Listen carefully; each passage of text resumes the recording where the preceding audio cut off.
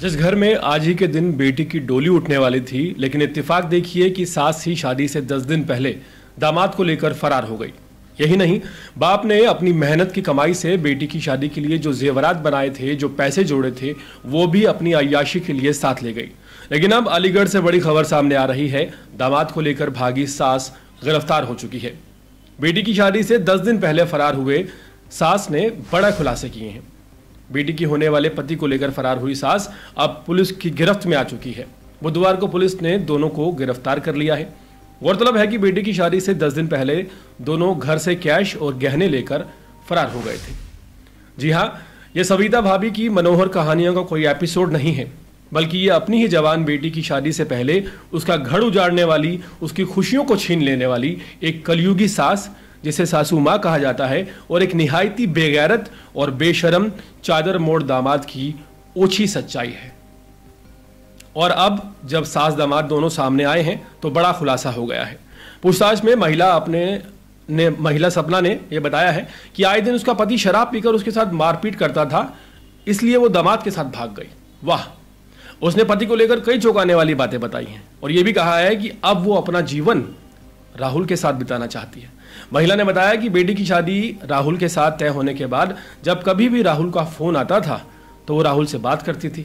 इसी बात पर लेकर बेटी तरह तरह के आरोप मां पर लगाती थी। इसके बाद पति भी गाली गलौज करता था, राहुल के साथ भाग जाने की बात कहता था। बेटी की शादी से महज 10 दिन पहले ही सास और दामाद जो फरार हुए थे, उन्हें बुधवार को गिरफ्तार कर लिया गया है। दोनों के फरार होने के बाद से पुलिस इनकी तलाश में जुटी हुई थी।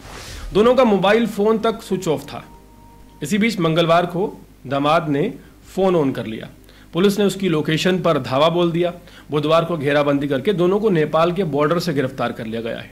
संयोग से दोनों की गिरफ्तारी ठीक उसी दिन हुई है जिस दिन सपना की बेटी की शादी होनी थी, उसी लड़के के साथ जिस दामाद के साथ सपना भाग गई थी। ये बहुत ज़्यादा हैरतअंगेज बात है जो सामने आई है। सास दामाद दोनों का मोबाइल फ़ोन जब से वो भागे थे स्विच ऑफ था। पुलिस लोकेशन तक ट्रैक नहीं कर पा रही थी। पुलिस ने हालांकि कुछ सीसीटीवी फुटेज खंगाले, लेकिन उसके बाद वो कहाँ गायब हो गए किसी को पता नहीं चला। मंगलवार को जब दामाद ने फ़ोन ऑन किया, पुलिस को इंडिकेशन मिला और पुलिस ने तत्काल लोकेशन ट्रेस कर ली। पुलिस की टीम नेपाल बॉर्डर पहुंचकर उनको गिरफ्तार करके लाई और गिरफ्तारी के बाद तमाम आरोप वो सास पति पर ही लगाती हुई नजर आ रही है।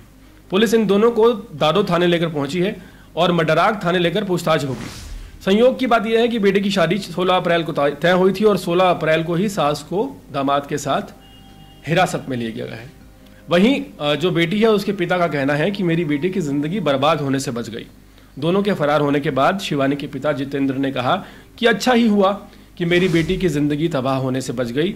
राहुल से उसकी अगर शादी हो जाती तो शिवानी की जिंदगी खराब हो सकती थी। लेकिन वहीं शिवानी अभी भी सदमे में है।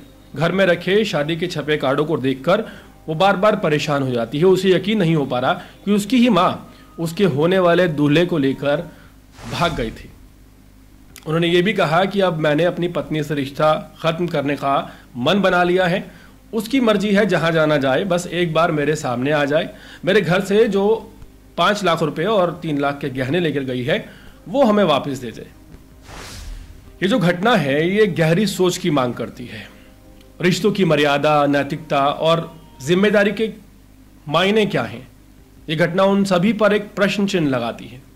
सवाल यह भी है कि जब एक माँ ही अपनी बेटी के मंगेतर के साथ भाग सकती है तो क्या हम अब भी रिश्तों की गरिमा को सुरक्षित मान सकते हैं? और अगर कोई महिला घरेलू हिंसा से जूझ रही है तो क्या दामाद के साथ भाग जाना और बेटी की जिंदगी बर्बाद कर देना यही एकमात्र विकल्प बचा है? पूरे मामले पर आपकी राय क्या है? कमेंट सेक्शन में जरूर बताएं और इसी तरह के अपडेट जुड़े रहने के लिए देखते रहिए अर्पण न्यूज़। बहुत बहुत शुक्रिया।